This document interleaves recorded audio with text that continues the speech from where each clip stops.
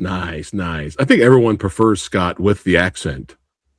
Yeah, I think all his fans love him with the accent. You know what I mean? or a comment or a review or something that was like, "What's this terrible fake accent Scott's got on? He needs to go back to use his real American one." Are you serious? Oh yeah. Oh my God, it's hilarious.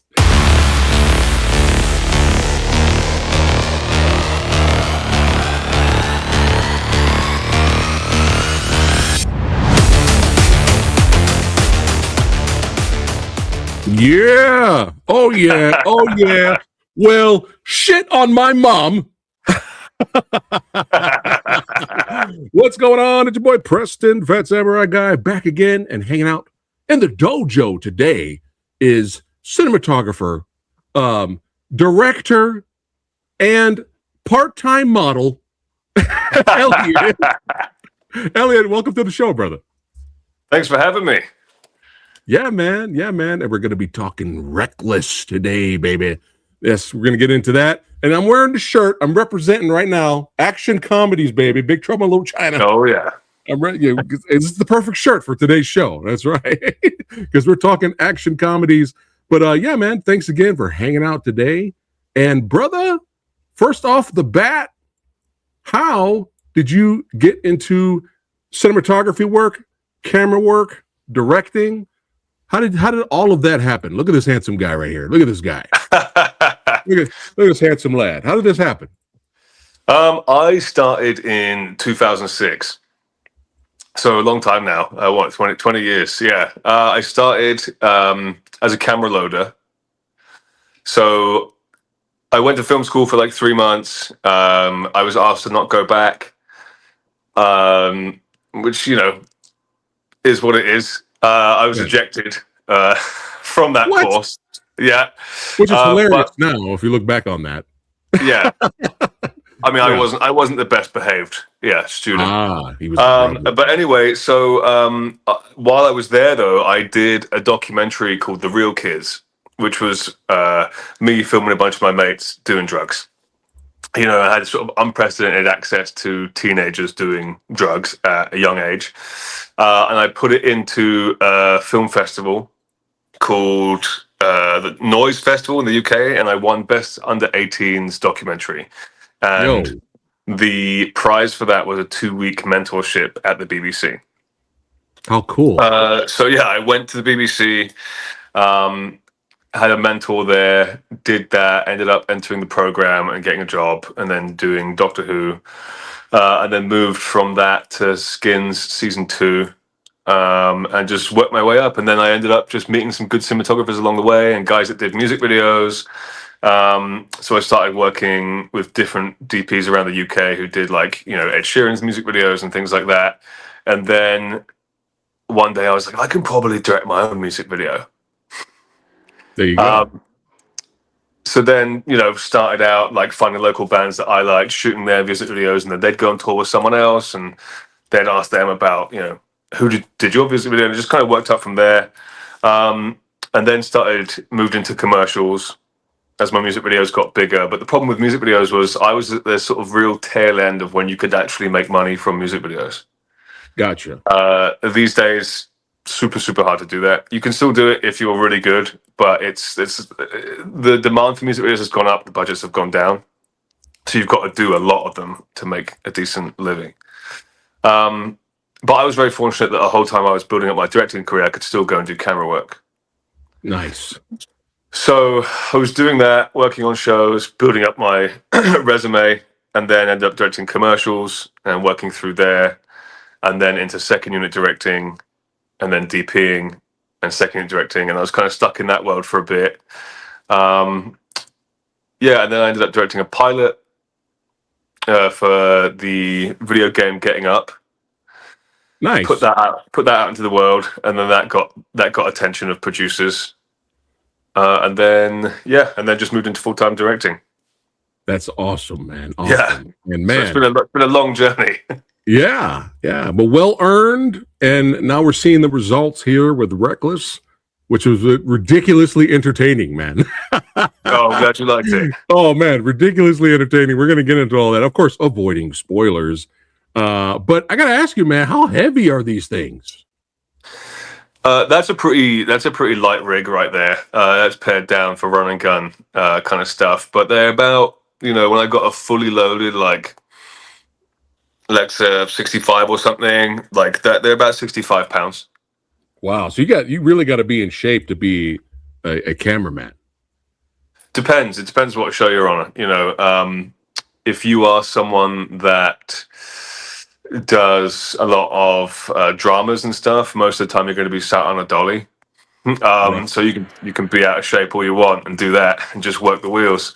Well, But action I tend to do a lot of these days a lot of indie stuff where I'm right. hanging off the side of process trailers and jumping off buildings with cameras and stuff. So yeah, Oh that my god. it does require a level of fitness. Oh my god. What's the craziest thing you've ever done in terms of stunt wise? I was on a Brian Skiba movie called Guns of Redemption, and they had an Bam. old. It was a yeah, There we yeah. go. Oh no, not Guns of Yeah. Redemption. Okay, I did Guns of Redemption, but I also did Gunslingers. Gunslingers is the one Yes. I'm talking about here. Yeah. Yeah. We did them back to back in the same town, so they get Crazy. mixed up in my mind a lot. Yeah. But on Gunslingers, Heather Graham is inside of a horse-drawn carriage, which is on a process trailer, getting dragged down, a dirt road by a Ford F-150 at probably 60 miles an hour. And I have a harness rig on with the stunt coordinator next to me and the director on the other side of me hanging on while I've got, it was like a Red Ranger with it was like an 85 mil lens. It's pretty big, and I'm just harnessed on, and we're just going, and I'm trying to keep it still while my AC is pulling focus in the front, and it was super dynamic. It was really fun, but it Wow. was a lot of work to Wow. keep it steady. That's pretty wild, man. Holy crap. Yeah, But yeah. yeah, shout out to director Brian Skiba. I had him on the show Oh, a did you? while Yeah, he's back. a very good Yeah. friend of mine. He's an Yeah. awesome, Yeah. awesome guy. We got some stuff coming up in the next Oh, year together. all right. All right. But yeah, I enjoyed talking about both of these. That's cool that you're part of both projects. But brother, man, Nicolas Cage's performance in Gunslingers has gone viral and on Instagram. It's gone viral because it's Nicolas Cage. If Nicolas Cage is gonna Nicolas Cage, it's gonna go viral. Yeah, It's yeah. gonna go viral. He stayed in character the entire time. Wow. So much so because he had the crazy voice in it. Yeah. I was lining up a shot and I asked him to jump on his mark. I said, "Hey Nick, would you mind jumping on your mark for me so my guy can get focus?" Yeah. And he looked at me and went, "Who's Nick?" I was like, No was way. like, all right, mate. If you could just stand on your mark, that'd be sweet." Wow. Wow. I don't think Brian told me that. I don't remember him telling me he stayed in character. I don't remember. The whole time. Yeah. Wow. As soon as he'd finish, he would go and he would sit on his own, on his chair, and not really talk to anyone to stay in the voice because the voice was so extreme. I think he had to stay in it, Right. Gotcha. And his character was so bizarre. Help me. Help me. Yeah. Good God. So you also, you were part of a lot of TV shows, doing awesome work there, but you did some work with the legend himself, McClane. That's right. Bruce Willis on these Detective Night series. How was it working with the legend? I mean, I'm really proud to be even a small part of his legacy just at the very end. And those were directed by a very good friend of mine, Ed Drake. And it was, they were a whirlwind. I think I ended up doing 6 Bruce movies, which kept us going through COVID, which was great. Nice. And yeah, that was nuts. That trilogy was shot in 3 months. What? Yeah. Holy crap. Was it back to back? They were back to back, yeah. Wow. That's impressive. First time that a trilogy has been done in 3 months. I read that somewhere. But yeah, it was pretty wild, and it was a lot of work. And we ran a second unit basically the entire time, which is what I was doing on that. I was second unit directing those movies. But normally with second unit, it's just sort of like isolated to just stunts, gunfights, all those the things that take a lot of time, and it's mainly doubles. But because it was such an intense schedule, I was doing entire scenes in that, which was really cool, and it was great to have that trust from Ed to be. He just goes, "Go and make it look really cool." Quickly sketch the overheads, hand it to the DP, and go and light it, and we go and do it. So it was like all of my knowledge of run and gun mixed with my second unit knowledge to try and mash something together, because we were working with such a quick schedule. And obviously Bruce was very ill at that point. Yeah. Which was tough because we knew that, but we weren't allowed to tell anybody else that. Right. So, because it wasn't public knowledge yet. So it was tough, to see people like shitting on those movies. Not understanding what they were about. You know what I mean? Yeah. So, but that being said, I was very proud. Yeah. I had a couple of really good conversations with him over the time. Cool. Like mentioned about how we met Michael Bay and how they became mates and stuff like that. On his good days when he was feeling up to talking about stuff. Yeah. So how cool, man, to work with the legend. Yeah. On several projects. How cool. Yeah. But you notice after it got out to the public that what he was going through, everybody shut the fuck up. Oh yeah. Everyone shut up. So yeah. So it's understandable. But that's so cool, man. You got a chance to work with the man. But now it is time. It's time to get a little reckless, baby. Let's go and check out the trailer right here. Hold on to your butts. You trust me? Yeah. Right, get back! Now drop the guns! Put the guns down now! I'm on arm. Just go with it, be alright. Just go with it. 1, 2. Oh, bollocks. Hello, Mum. I can't talk right now. I'm in a little bit of a situation. Could they bring her back from the dead? How long you been away? 5 and a bit. You get out, and you don't ruin all that hard work by doing anything naughty.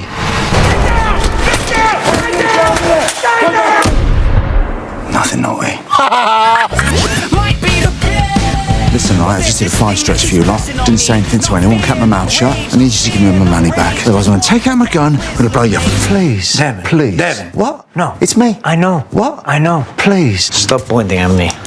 Let's go. Always giving me those sexy eyes, ain't you? What are you talking about, George? What's up, G? Guess who's back? That's right. And you know what? Whoa, Jesus Christ! George! George! This is murder. George is dead. What do we do now? We? You always were a cat.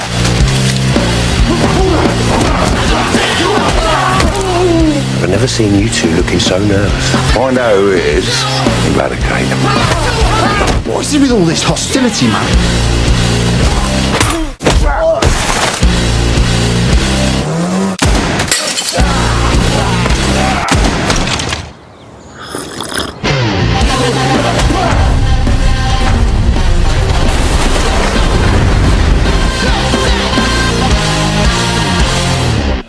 House movie? What the bruv?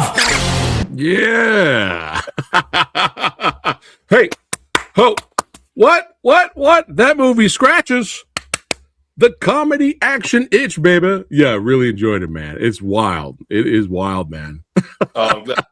Yeah, it was a wild ride to make it, and it was always supposed to be this just bonkers movie, you know. Yeah. When I was asked to make it, I was like, okay, if I'm going to make an English movie, I want it to be super bright colors, because most English gangster-y films are like blues and browns and beige and stuff like that and gray. Yeah. So I was like, right, I want to make it hot pink and yellow. I want every character in it to be wearing one piece of yellow on them at all times. I just want to. It was really fortunate that I got sort of carte blanche to do whatever I want with it, which was really nice. That doesn't happen too often. Nice. But how did the screenplay come about? Yeah, so this is a story that hasn't been told yet, and no one's asked this. But so we're getting exclusive right here. Exclusive, yeah. So it's a really funny ride, because what happened was I was in the UK directing a commercial, and I get a phone call at like 1 a.m. from producer Matthew Kelly, who I hadn't spoken to in a few years. And he was like, "Hey man, where are you in the world right now?" I said, "I'm actually in England for a couple of weeks." He was like, "Good, stay there." And I was like, "Well, I think I'm going to go home and see my kids for Halloween." He was like, "Well, you'll be seeing them in December." I was like, "Yeah." He's like, "I got a movie for you." And I was like, "Great, okay, cool. Let me read it." So the film that he had with Scott and Vinnie attached was called Good Night to the Sun. And it was an Afghanistan like a war movie. Oh my goodness. Not a comedy. Okay. And absolutely not reckless. Completely different script. Yeah. So they were like, "Great, we're going to go with this. We're going to start prep in 2 weeks." So I read it and gave notes on it. And I was like, "Okay, cool. I can work with this. This is cool. I can push it in the direction that is more me as a director." And if I'm not mistaken, Vinnie and Scott had both been escrowed. So they both had their wage already paid to them into a holding bank account until the film starts and so on. And, you know, Scott's team had said yes, Vinnie's team had said yes, but I guess Vinnie hadn't read it at that point, or had other thoughts about it. Anyway, 2 weeks before we started to prep for the movie, Vinnie was like, "Yeah, I'm not going to do that movie. It's not good. I don't like the script," or there was something about it that he didn't like. So we had to scramble and find another script. Wow. Matthew was like, I wrote this film called Reckless. It's American, but maybe we could make it English." Yeah. So I read it and it was great. And it was much more of a crime drama thriller. Yeah. And I was like, okay, if we make it English, we got to make it funny, like really funny. Yeah. And we'll put in a lot of like Englishisms and stuff like that. So we auditioned a couple of writers, and then Scott said, "I've got a mate called Stu Small, who I've worked with for a long time. They've been mates since they were 12. And he was like, this guy's really good at writing. He wrote Accident Man." Yeah. Yeah. And I was like, okay, cool. Let's chat. So like I called him up one night. And I think it was like 10 o'clock at night, and we were both in England, and we were both in pubs. Like I was like, "I'm in the Jolly Farmer in Newton Abbot," and he's like, "I'm somewhere in like Birmingham." And we just spoke about the script, and then, you know, decided where we could inject comedy and how we could turn it. Because I think like Jackson's character was originally like this gun-toting, Bible-bashing Texan. Oh wow. Who wore a cowboy. You know, like wow. Very different. Yeah.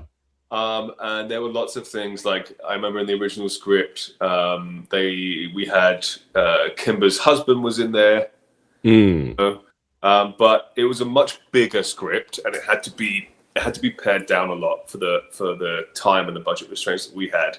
Yeah. So there were lots of things that we decided to pull out in terms of characters. You know, the more characters you got, the more money you spend. So Kimber's ex-husband out. There was the parole officer was a much bigger role originally. I can see that, yeah. Yeah, he came in and out of the movie all the way through, and there was a whole plot with him, but unfortunately he was pulled out. And you know, just to that one scene, very funny scene between him. Yeah. You know, I really enjoyed the way he played that. Yeah. And they were just pissing themselves laughing. It was very fun. Yeah. So anyway, what else was there? Oh yeah, like Vinnie's wife, Serena Taylor's character. Yeah. Yeah, she originally had a lot bigger role too, and I think the twist was that it turned out that she was really the mob boss, and she controlled Vinnie, which is still used elements. I got that from the movie. She's intimidating, man. Yeah. That really surprised me too, because Vinnie Jones is a legend. Shout out to Vinnie, and he's a titan. He's great at playing those kind of roles. And then, man, I didn't see that coming at all with her. I was like, oh, shit, this is how it's going down. Yeah. All right. Sabrina delivered on that. She was great. Yeah, she was great. To talk about her character and stuff. And I think when we saw her self-tape come in, her husband, Roger Taylor, drummer from Queen, was reading the lines off camera to her. So that was fun.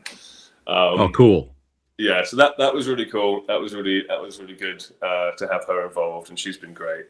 Nice. But yeah, so we went through the script, made it really English, and I was really happy where it was. And then Vinnie and his team liked that. It was much more to what Vinnie wanted from a character perspective compared to this like really aggressive soldier that was in the original script, Goodnight to the Sun, who was just like, an absolute prick in that script. Well, brother, I think everything worked out for the best because this is a fun movie, man. Yeah. And, keeping it simple sometimes benefits the movie better. Keeping it simple. Yeah, it all works out for a reason. And the way I described it when I was talking to Stu, I was like, look, I want you to make this script Chopper meets True Romance through the lens of Baz Luhrmann. And that was kind of the saying for every department head. I was like, that's how I see this movie. Gotcha. And I made a Bible for each department head. I was like, for the DP, for the production designer, for the costumers. And I was like, this is the tonality and the color palette that I want. This is the style of costumes that I want. And this is, like all that stuff so that everybody's on the same page and we all know the same references that I'm looking at and how we go about achieving this in a really concise way. How cool. And your vision has come to life, my friend. And what a talented cast. I mean, come on, Scott Adkins, everybody knows who he is. And I had a blast interviewing him on the show last year. But dude, watch out for Nicole Dion. Right. Bro, watch out for her, man. She was great. But yeah, everybody was really good. Yeah, in the film. She was very good. I remember when her tape came in and she was just very funny from the get-go. Yeah. Immediately cracking jokes. And she took the character in a very different direction than all of the other tapes that we'd had. And she really got the comedy timing down. She's like funny as fuck in real life. Yeah. It was like her and Scott had great chemistry, but it was almost like her comedy came from like taking things realistically as they happen. So that's kind of like where the comedy came from her character, because you got Scott over here going, I just want my fucking money. What the fuck, man? And then you got her, she's like more of the calm down. This is what we need to do. Don't kill everyone. So it was great. Their back and forth was great, man. Yeah, I really enjoyed that pairing. And just both their accents as well. Because Scott was able to use his real accent in this. Scott's a Brummie. And I think most of the time he uses either an East London kind of gangstery accent or an American one. So I was like, I just want you to use your own accent. Yeah. I feel like I don't see that. And I think Brummie is very funny. And it's the same with Nicole's accent. Yeah. And she's from Manchester, so she's got a proper Manc accent. Nice. I think everyone prefers Scott with the accent. Yeah. I think all his fans love him with the accent. You know what I mean? Or a comment or a review or something that was like, what's this terrible fake accent Scott's got on? He needs to go back to use his real American one. Are you serious? Oh yeah. Oh my god, it's hilarious. Oh my god.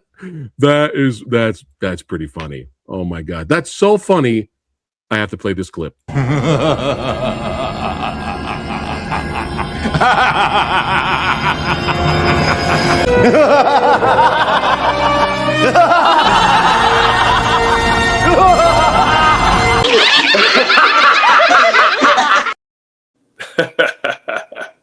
I had to do it, man. I had to do it. Wow. He needs to go back to using his real American one. God damn it.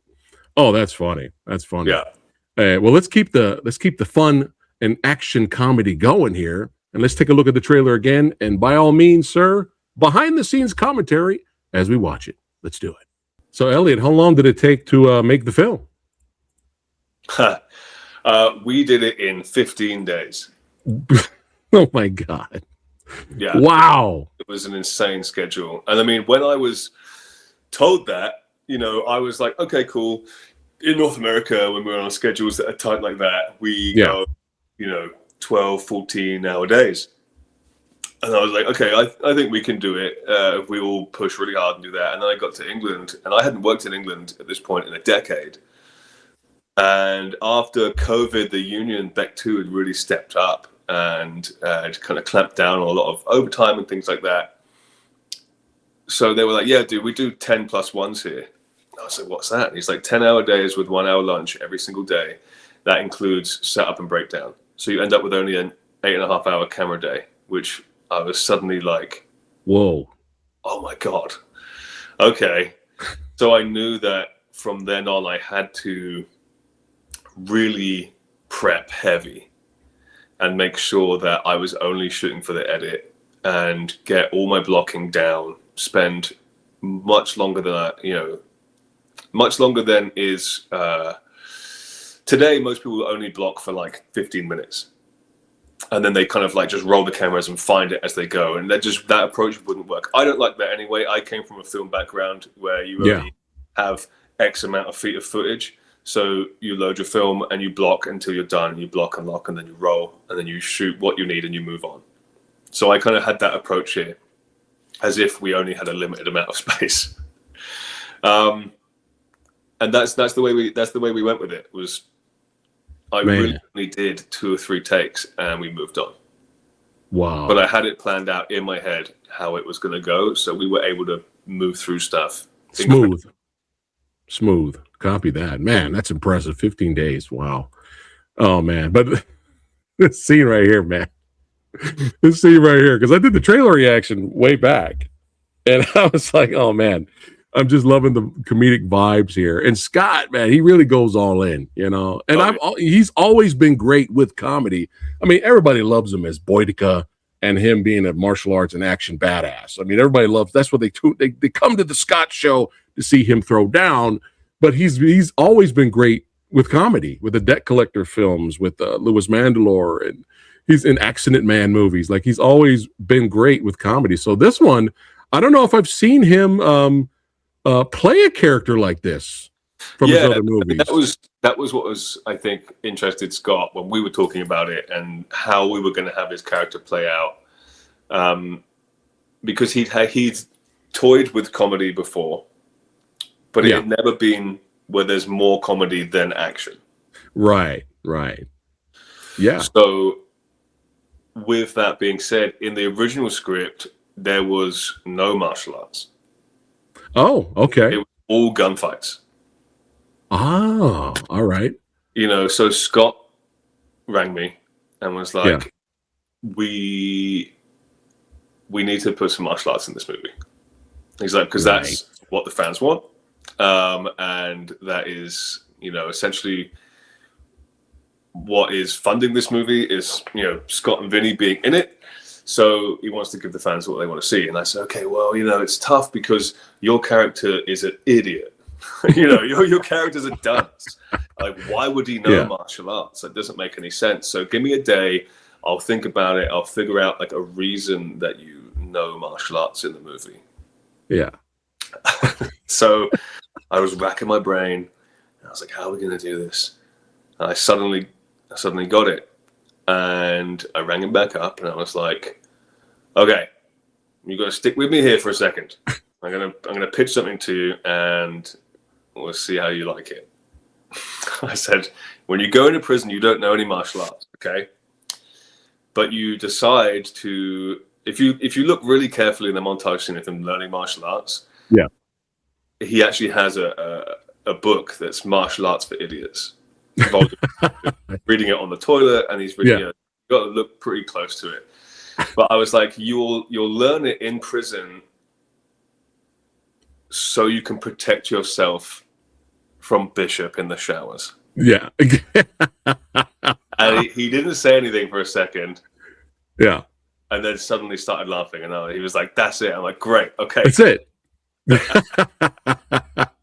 Oh man, it's so funny, man. It's so funny. But yeah, he killed it. He definitely killed it in the movie. But let's get back to it here. This scene right here, I see this is saying mom. It's saying mom on the phone there. Yeah. Oh wow, that's really hilarious. Yeah, that's the props guys. The props guys, they had a little computer that could send stuff to the phone, make it ring at a certain time and stuff. Yeah. Oh, it was great. But him trying to act like this was a gun, man. I was rolling. But yeah. I've never seen Scott play a comedic role like this, and he killed it. Everybody was great. I'll give you a little tidbit there too. So we didn't know at the time what the ringtone was going to be. Okay. Right. And in an early version of the movie, every one of them had a funny ringtone. Like everyone that gets called in the movie. So originally that was James May, "You're Beautiful," when he calls. And then I think Kyle had Spice Girls, and Toby had Backstreet Boys. Yeah. But they were just placeholders because we couldn't get the rights to them. And I think I naively had heard once that you could use like under 5 seconds of a song and it's like free use. Definitely not. I was told, no, that is completely false. So you need to change it. And I was like, oh crap. I was like, it can't just be a regular ringtone because that's the part of the joke is that it's a funny song. Yeah. I was racking my brain. And I'm like thinking about what we've got access to for the licensing fee that's actually reasonable.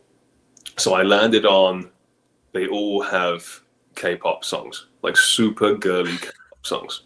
So that was the joke. So that's where. Oh man, that's hilarious. Oh man, but yeah, a little bit of hip hop in the movie as well, especially during a lot of the montage animation transition scenes. Yeah, some hip hop in there. Yeah, that was I put together a Spotify playlist of tracks that I thought were like quintessentially English that had the right feel for this, but weren't. I think I get compared with this movie to Guy Ritchie a lot. It's like every article about it is like Guy Ritchie-esque movie, which I definitely appreciate. Yeah, definitely appreciate. But it seems to be that like nobody can get out of their head that you can make an action comedy gangster movie that isn't Guy Ritchie style. Like I have nods to it. I definitely took influence from it. Absolutely. Sure. Yeah. But there are lots of other influences. Like I said, Chopper and True Romance together. Like this feels a lot more like Chopper to me. But I don't know how many people have seen that Australian movie. That's a great movie. It's awesome, and I love the edit of that movie, and it was very, very influential in this one. Yeah. But anyway, I wanted to have something that was quintessentially English, and if you think about like the Lock, Stock, and the Snatch soundtracks, they're very much like Oasis and things like that. Yeah, stay away from that and do something that was more that I grew up with. So I just went through and I was like, okay, JME, great track. That's Skepta's brother. So I put it in there as a temp track, and then I just messaged him and was like, hey man, love this song, love this track. I put it in my movie. Any chance we can license it from you? And he was like, yeah, man, it's all love. Bless ups and press ups, I think is what he wrote to me.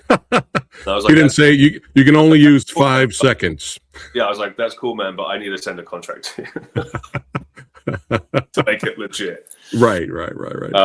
And then, there's a couple of tracks. There's 2 tracks from Adam Deacon in there as well. So, he plays Kyle. He's a great actor, and I wanted to work with him for years. Ever since I watched Kidulthood in like 2006, I was like, that guy is awesome. He's in Spaced. He was in so many things that I watched growing up, and I was like, Spaced is one of the greatest shows ever made. Absolutely.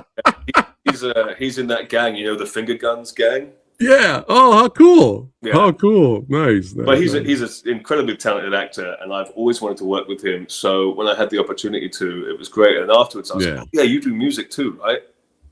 And he said, yeah. I said, can we use some of your music in the movie? Yeah.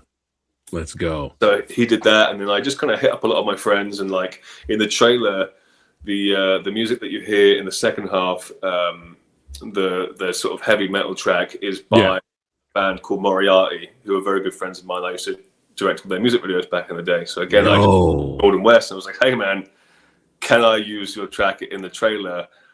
And again, absolutely no problem. So I was like, here's the licensing agreement. Everyone's like, yeah, just use it. I think everyone assumes that you can just use something. But there are so many clearances that shit has to go through. No, you're doing it smart. You're smart. You're doing it the right way. Well, I got to ask you, favorite metal bands. What's some of your favorite metal bands, as we're talking metal? Some of my favorite metal bands. Yeah. I mean, I grew up listening to Slipknot a lot. Let's go. From like Self-Titled and Iowa. Like those were the only two albums I was super interested in. Yeah. What was the third? Subliminal Verses? I wasn't keen on that. Trying to think. As I got older, I moved into like pop punk, and Midwest emo was kind of that was my genre. Yeah. Hey, that's dope too, man. Hey, let's go. But it's really, it's metal bands, like just metal bands. You think Beartooth is a band I really like. Nice. A Day to Remember is, I guess, like easy softcore, not really hardcore, but it's they're there. Hadouken. Great. Hadouken. Yeah, that's the name of a band. Yeah, they're very good. My god! Oh, I'm sold. I'm sold on the name. I got to check out. I got to check it out. English metal band. Let's go. Don Broco. You know, they're good friends of mine. I've always liked their music. Was fans first, then became mates with them. Nice. So I have a movie coming up that their music's going to be in. Yeah. All right. Cool. But it's in the movie. Like there's a band that plays their music. Yeah. Oh, how fun. So yeah, music is really important to me. Yeah. And I know from everyone peeks at reviews. I don't care. Everyone's like, you shouldn't read reviews. Every director peeks at reviews, right? Yeah. It's just what it is. Yeah. And the overwhelming majority of them are really good, but Letterboxd is like a cesspit. Yeah. Right. Letterboxd has some of the worst heinous comments about this movie, and they're very funny. Right, there's some really good ones, but I love the bad ones. They really make me giggle a lot. What was one of the bad ones? Oh, someone said this movie is worse than getting AIDS. Like I feel like I always want to feel like I want to say to them, like, you have to remember that just because this movie isn't to your taste, just because you didn't like this movie, doesn't mean it's a bad film. Right. And I think people forget that so often.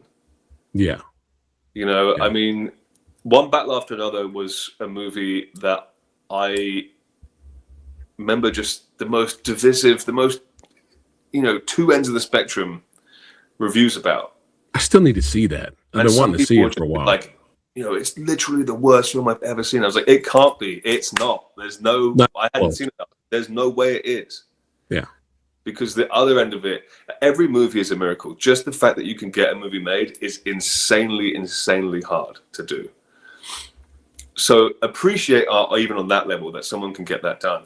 Yeah. But if it's not to your taste, there are still things like, there are even the people that are talking shit about Reckless. Yeah. They always add something like, got a couple of chuckles though, which I think is really funny, because I'm like, if you enjoyed some of it, why come on? It's like Amazon reviews. The people who go and review stuff tend to only review things that they don't like. Right. Yeah. So yeah, it's bittersweet. It's funny because you're like, that's cool. I'm glad you watched the movie, even if you didn't like it. If you could send me your Scott Adkins movie that I can review, I'd love to see it. Right. Well, you know how it is, man. Movies are subjective. I could love a movie and you could hate the same movie. You know how it is. I mean, there are some movies that are fantastic that I don't particularly like. Yeah. but I know they are weird movies. What's some of them? Can you name some of them? Hot take. The Godfather. Oh, my heart. Objectively, no, I'm kidding. Such a great film. It is a very, very well made film. The acting is superb in it. I just don't enjoy it. Fair. You know? That's fair. But I would never shit talk that movie. Right. Because it's, I understand even the process of getting it made and how beautiful it is. Like, but that's fine. It's like the Family Guy joke. It was the Family Guy joke. I didn't care for The Godfather. Peter said, it insists upon itself. I'm always very appreciative that people have spent the time to watch it. Yeah. Despite whether they like it or not, Yeah. And I feel like, one of the guys I reached out to personally. Okay. And I was like, thank you for watching the movie. I really appreciate you taking time, even if it wasn't to your taste, And I gave them a little bit more context on the film. And they wrote back and they were like, you know what? We actually really liked the film, but giving negative reviews and making videos on that gets us more views. Yeah. Clickbait. Yeah. I didn't even think about that. Yeah. But again, good artwork makes people feel stuff, whether it's joy, laughter, sadness, anger. And I know that the music in this movie can be very grating to some people because it's grime, which is, the tangent I went off on there from the original question. But it was music that I liked. It was music that I felt worked. And there are some people that really like it. There's some people that don't. And that's fine. Yeah. So music is really important to me in movies. And I put a lot of time and thought into it as to where it goes and how it makes the scene feel, as everybody should do. But I feel like it's maybe my experience in music videos that led me to certain choices in this movie. Well, I thought all the music fit the scenes. That's how I approached it. Yeah, because a lot of the scenes with the hip hop that was used, a lot of those scenes were just bonkers, visually bonkers. So it kind of fit the scene. So I thought the music worked. Yeah, the composer Jonathan Bartz, really awesome dude, came on to the movie, and I met up with him in West Hollywood actually, and I was like, right, this is a super English movie, like really, really, really English. And you are, middle-class white American dude who has worked with Hans Zimmer and John Williams and does incredible, like, classical music scores. Yeah. Do you think that you can produce English, grimy, dubsteppy stuff? Is that something you can do? And I'm only asking that because I feel like it's a very specific genre. And he was like, I got you, dude. And he's like, let me produce you. And then he said, cool, man. I was amazed. I was like, I can't believe it. It's like, so it was so spot on, especially to the temp tracks that I put in there. Yeah. And he'd even you turned the English up to 11 with this movie. Yeah, I mean, there's a lot of like in jokes in there that are personal to me. I mean, I put a Rubik's Cube in everything that I've ever directed. So you'll notice, maybe you didn't notice, but Scott has a Rubik's Cube pin. Okay. On his jacket the entire way through the movie. Nicole plays with the Rubik's Cube.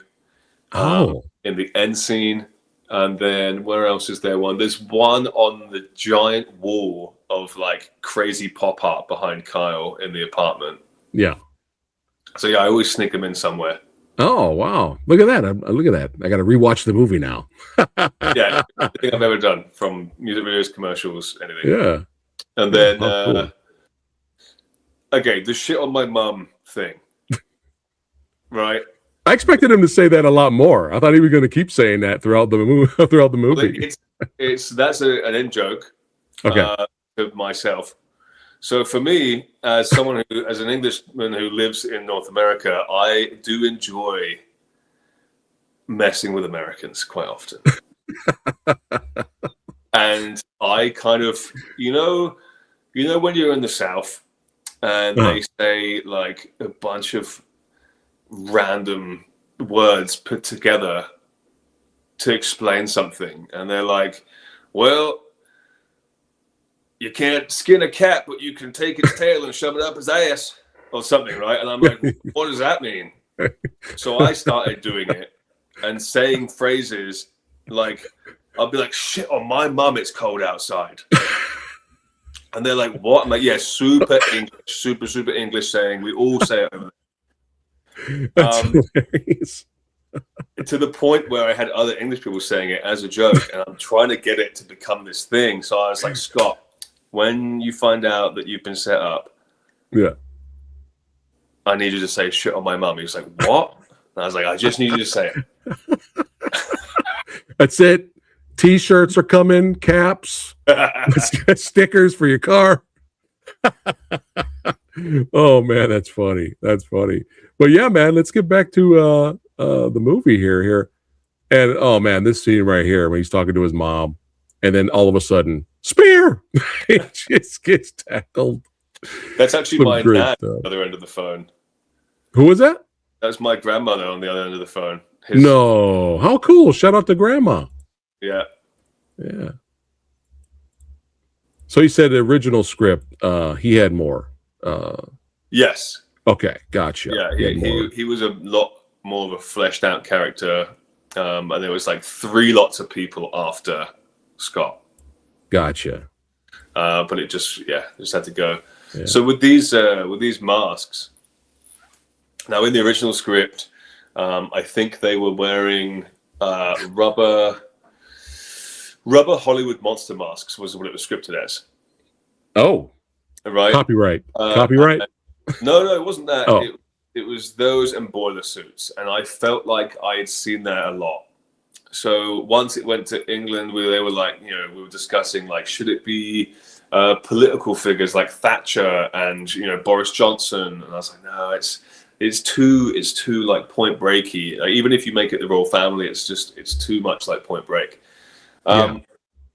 And for me, what was really, really important was that the stuff they're wearing can be purchased from Amazon for 2 reasons. 1, because that's what they would have done in real life.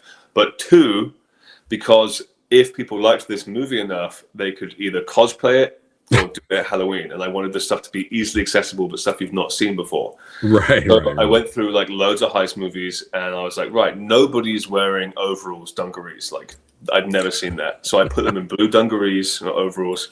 Yeah.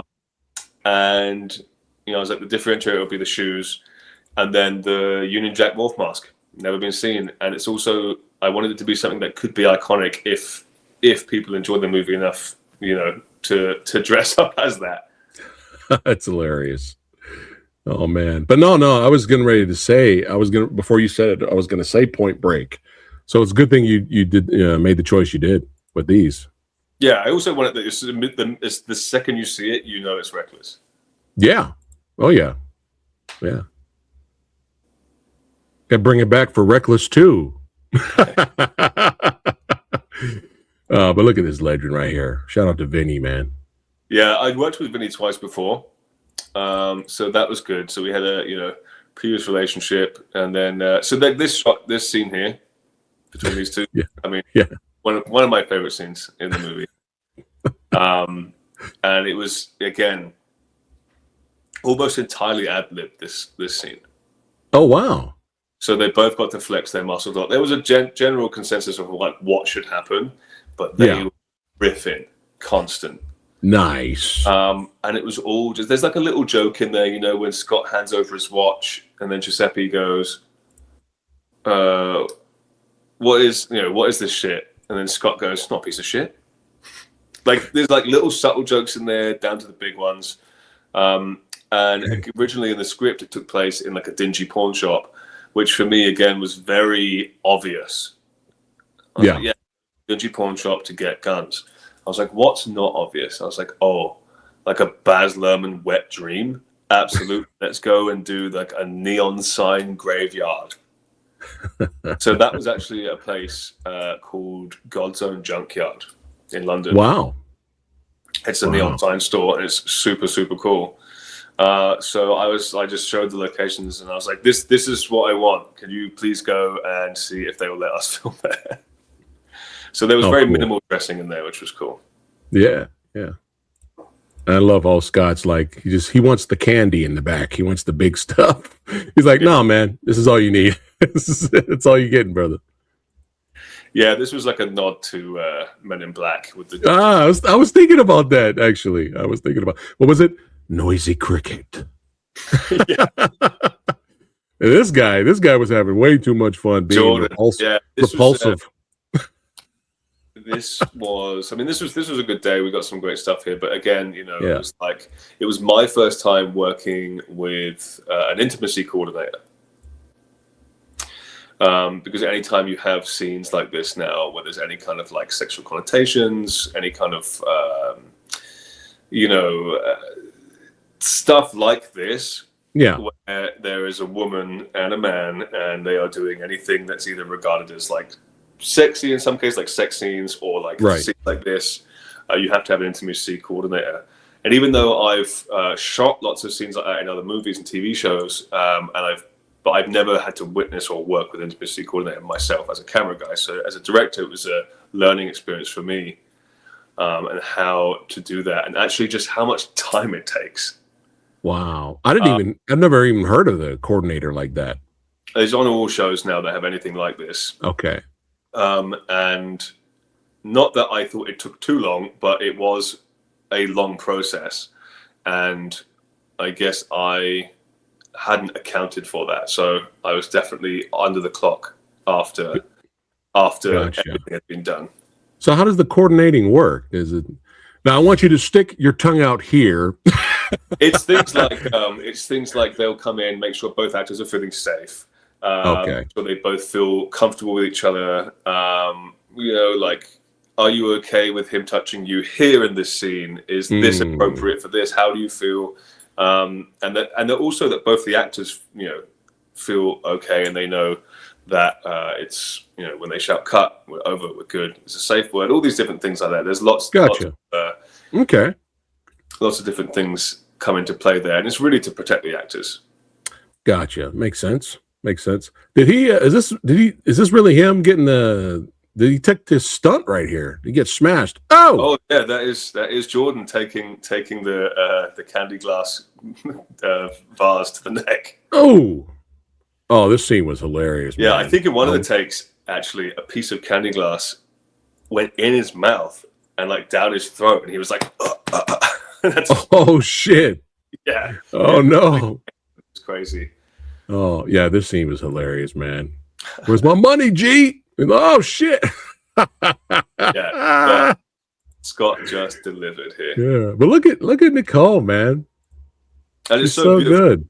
This Stu White, the DP, did such an amazing job, and Dan, the gaffer, because that whole scene is lit. It was like dark, and then it was gray outside, but they made it look amazing. Yeah. This guy, Mark Strange. Shout out to Mark. He's been on the channel several times. Shout out to Mark. Oh yeah, Mark's great. It's so funny because he is such an incredibly humble and lovely person in real life. Who's like, thanks, Elliot. He'll like bow to you. And I'm like, dude, you got to say some fucking heinous shit in this, dude. I want you to say the worst stuff possible. When he walks in and he's like, all right, Devon, you sexy twat. We'd so many different takes of him just saying different things. He'd be like, all right, Devon, you sexy fuck. Well, the one that made me laugh a lot was he's like, I'm start with the finger, then the fist, then all the way up to my elbow. I'm like, oh my god. Man.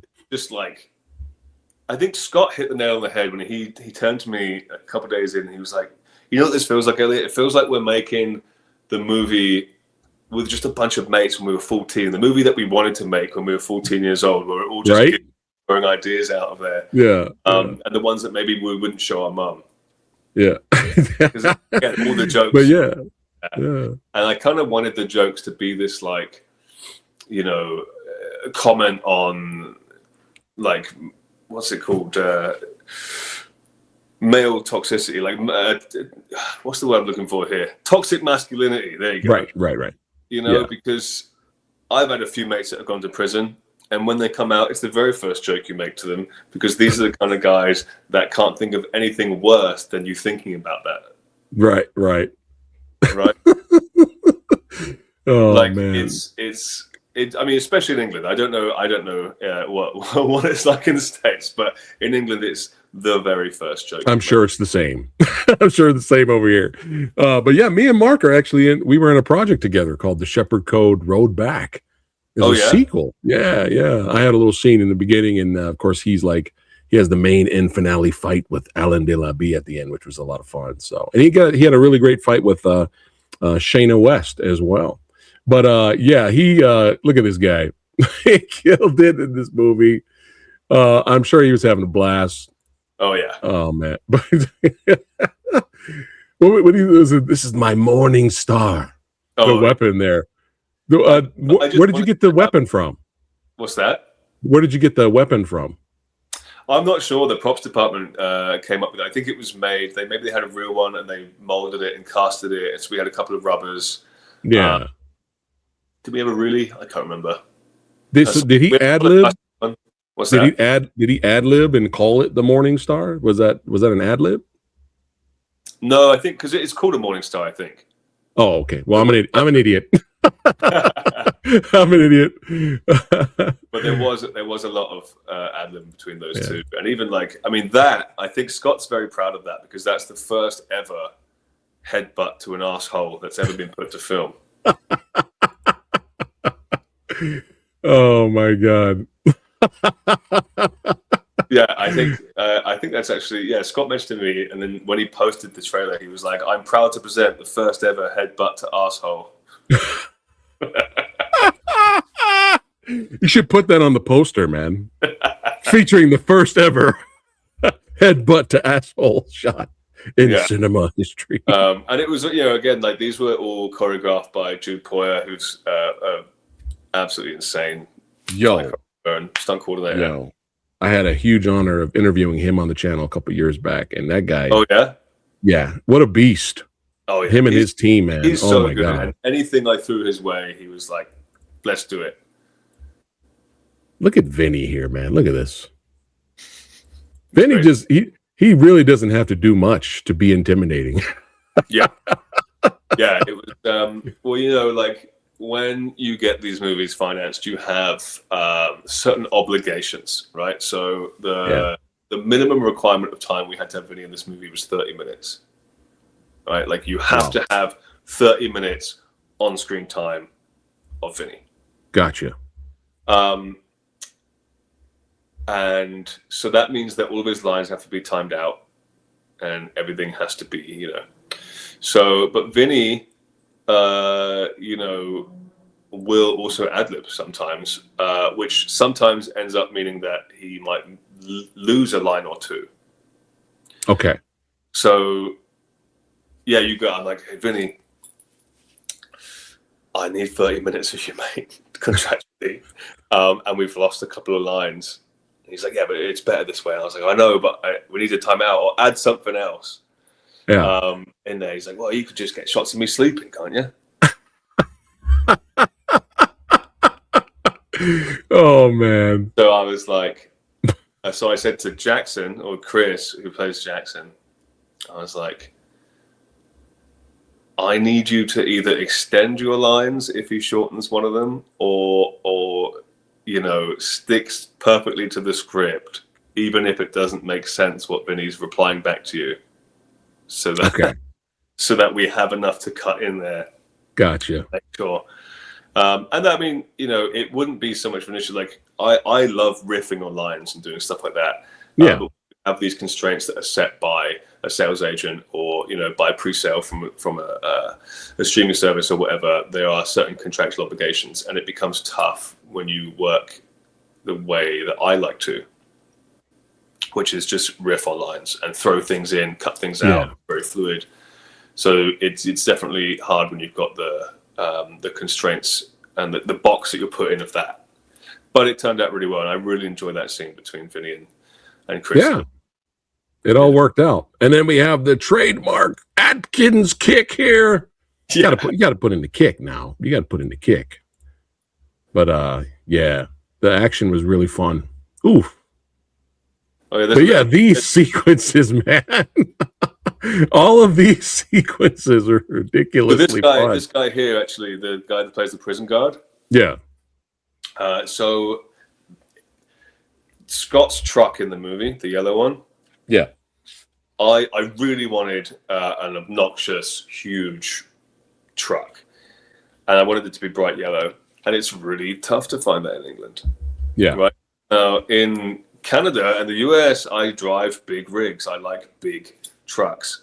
And nice. I was like, I want that for this character because I think it would be so funny if it's the only truck in the parking lot, the only car in the parking lot. You know. Yeah. So we were struggling to find one, and they were trying to rent one from rental companies and all that sort of stuff. The production designer Blair comes to me. She's like, we might have to try and get a truck and paint it or wrap it or something. And I said, just give me an evening to try. And I went on Facebook. I went on Facebook Marketplace. Yeah.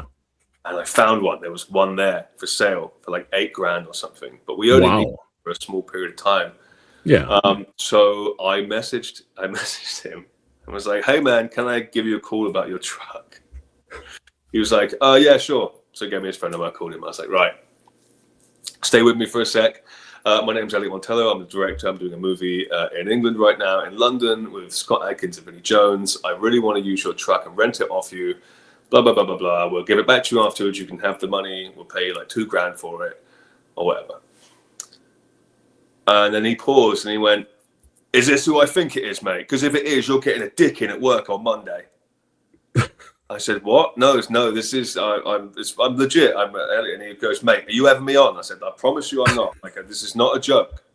And he went, because Scott Adkins is my favorite actor. Wow. Yeah? Is that right? Wow, said, how perfect. Dude. I said, well, dude, if you do us a deal, I'll give you a line in the movie with Scott. And he was like, done. Oh, how cool. How cool is that? And he was great. He was very funny. He's the prison guard at the end. It's like, no physical contact. Yeah, he's a big dude. Yeah. Yeah. Get more of the action here. That is a really great shot. Oh yeah. This was great, man. Yeah, I mean, so that whole sequence next it's in a place called the Magazine in London, where the carousel is. The carousel, originally that whole scene took place, I think, in Brighton on the pier. In the fair. And we were looking at booking that out because it was in their off season, but then they were going to open up early because it was warm or something like that. There's some reason we couldn't shoot there. And I was like, we were struggling and trying to figure out where we could shoot it and what we could do. And I said, you know what, dude, just rent a carousel. They're like, what? I was like, let's put the whole scene on a carousel. And they're like, where are we going to put a carousel? And I was like, I don't know. find me somewhere cool. Yeah. So then I was being shown a lot of these fields and things like that.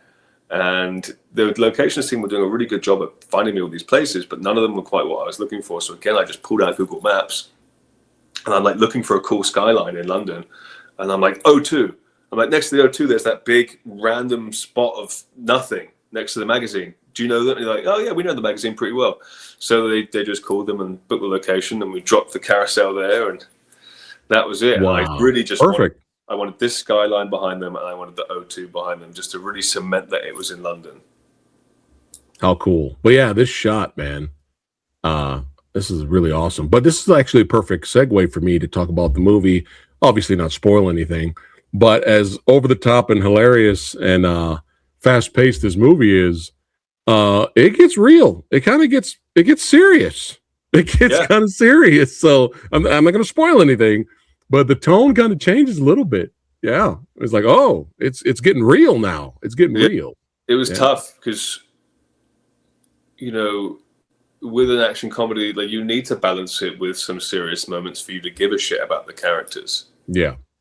And I think if you take a movie like Hancock with Will Smith, that was a movie that was very funny, but also had some really serious moments in it and balanced it really well. And I guess that was the first one came to mind. But again, Chopper is one of those movies that it's a super funny movie, but it's not a comedy. Yeah. Right? Like, in any way, that movie is not a comedy, but it's very funny and intentionally funny. So it's really hard to describe that to people, being like, it's not a comedy, but it's very funny because the character himself in real life is such a nut job. Like the comedy is in the like obscurity of the moments. So I wanted to hold that in there, like the scene between Scott and Kirsty, the Veronica. Yeah. That scene originally had a joke at the end of it. Wow. That scene had like a joke. It finished on this like comedy beat that I thought was very funny. Yeah. And my script supervisor, because after the first take, I turned around, the script supervisor and the makeup artist, they're all like tears and stuff. And I was like, that was an emotional scene. And Zoe turned to me and she was like, look, Elliot, I know I'm not really supposed to say anything, but I feel like I really want to just like throw it out there. This scene is for the women. This scene is for the girlfriends that are watching this movie with their boyfriends. Right?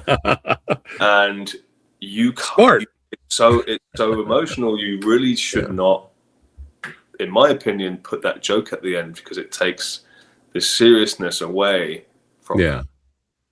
And I was like, you're right. You're absolutely right. Yeah. Which carried through the rest of the movie, the theme of it. Yeah. Yeah. So, it all worked out, man. A really good note. It was and I'm always, when I'm directing something, I'm like, best idea always wins. Anyone who's got a good idea, chuck it out there. Yeah. Best idea always wins. I'm not at all like, no ego here. I would say also in Bronson, there's a little bit of both. Yeah. There's a little bit of both in Bronson. A great shot, man. And then you got Nicole throwing down a little bit. Oh, yeah. Getting in on the action.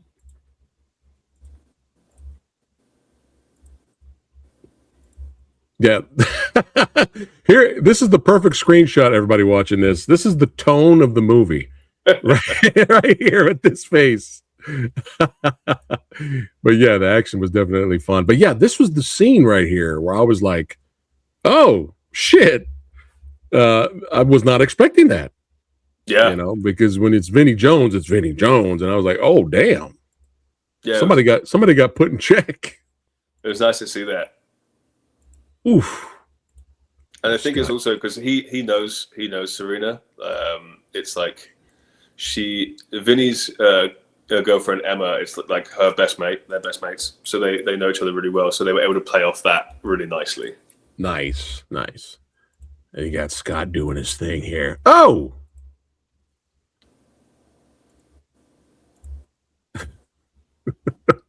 And that's a real explosion. I think most people, assume it looked like one, yeah. But yeah, that was like a couple of. It was like there's also some money that flies out. So there was like these big compression things that blew money out at the same time, and then see it back here, yeah. Yeah, there's like gas canisters with like some sort of ignition. The effects team did a really great job. Is this Scott or is this someone else right here? That's Scott. Wow. Yeah. Reckless, let's go. Yeah, and then this trailer that you're playing here is the original trailer because there's a little section after this Reckless bit here. Whereas when Sky Movies put it up, they ended it at this title card and they cut the last little bit off with Adam Deacon where he's like Power Smoothie, which I think is really funny. Oh yeah, right here. Yeah. This guy. Like, my couch, man. What you doing? Yeah. Good stuff, man. Fun stuff. Yeah, baby. Reckless. You guys can catch it right now. It is an exclusive to Sky Cinema. So go to Sky Cinema, check it out there. And you said it's also available on Apple, you said? maybe in I Canada. don't get told much. I have been told by some Canadians that they got it on Apple TV in Canada. Okay. Oh, okay. All right. But I don't know. Right. It's Right. hard to track But- where. I know that like it's in India. I think Australia's got it. It's just not out in North America or like specifically the States yet. Okay. Okay. But soon it'll But it be will available over here. I know that it's. I know it will be. I just Nice. Nice. There you go, guys. Make sure you check it out if you love action comedies. And before we wrap it up for today, I forgot to ask you earlier, what's some of your favorite action movies and comedies? Some of my favorite action movies and comedies. Let me think about this. So, a lot of my favorite movies are neither of those things. It's all good. It's all good. Hey, you're getting your feet wet is funny. with both genres right now. I really enjoy making them and working on them and how much fun it is. Yeah. But I think, a lot of my favorite movies are neither of those things, which is funny. You know, Well, give us some of your favorite movies. I like Moon. Moon is great. Black Snake Moan. There you go. Place Beyond the Pines. Great movie. Nobody Which has talks some action. about that It does have movie. some in it. But it's not. Why does no one talk about that movie? That's such a good movie. It's so good. And while we're on the Ryan Gosling kick, The Believer is a great movie of his. Yeah, that was trippy, man. That was really good, based on true story. Yeah, but it pops up. Hey, you got good taste, man. It's all right. Don't worry. Don't worry. With Reckless, he'll soon be getting the action bug. He'll return back to action if he's called. It's not that I. But I know the movie you really want to do though. You want to remake The Godfather. Yeah, you know what? It's not that I don't enjoy action movies. I really enjoy watching them a lot. But my top favorite movies are ones that inspired me in some capacity within my career. You know, Moon is like an incredibly small budget movie. Dude. That has this huge feeling to it, and really only two characters, and it just blew me away, like how well it was done. So good. So it's I pick movies based on that, which is I guess a funny way of doing it. No, it makes sense. That makes sense. I mean, I love Kick-Ass. I think that's a great. It's one of my favorites. Honest thoughts on Sunshine. Since we're talking sci-fi. I've not seen that. Okay. The next time you come on the show, you have to give me a report. You give me an update. Sunshine? What is that? What is that movie? Sunshine has Michelle Yeoh in it, Chris Evans. I think Henry Sonata's in that, and it's about basically it's like Earth's last shot at going out there to basically try to find a place where we humans can start again. And they take the technology out there, but I don't want to spoil it for you. Go in blind. But yeah, I would love to let me know on social media. Let me know later. It's like, hey, finally watched Sunshine because it's a great movie. The soundtrack's goated, the cast, everything is so good about it. But there's something in that third act. There's something in that finale, which I can't spoil it for you. Okay. It kind of, I'm like, oh, I enjoy the movie so much. I did buy it on Blu-ray, but there's something in the finale that Okay. Kinda, when you said Blu-ray, I went through my own Blu-ray collection and thinking about action movies I've got in there. Equilibrium. Yo, let's fucking go. Yeah. It's amazing because that's like it's an action movie, but it's also like hugely just a piece of art and commentary on. Like it's so. I really really enjoy that, and Christian Bale did an amazing job in it. That's it. The gun fu, dude. The gun fu was great. That's it. Yeah. Elliot's going to come back on the show. We're going to review Equilibrium.